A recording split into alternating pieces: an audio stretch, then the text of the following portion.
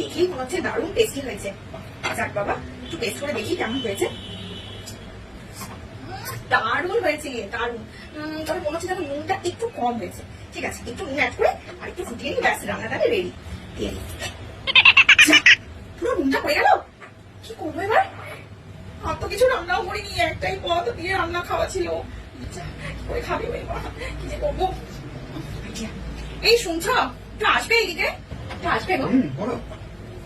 শোন না, বলছি আমার না রান্না একদম রেডি হয়ে গেছে। হ্যাঁ, তুমি না শুধু একটু এটাকে নাড়তে থাকো ভালো করে, আর নামাবার আগে জাস্ট একটু মানে একদম অল্প একটু নুন অ্যাড করে নামিয়ে দিই। ঠিক আছে, আমি ওয়াশরুম থেকে আসি, তারপর একসাথে বসে খাবো দুজনে। ঠিক আছে?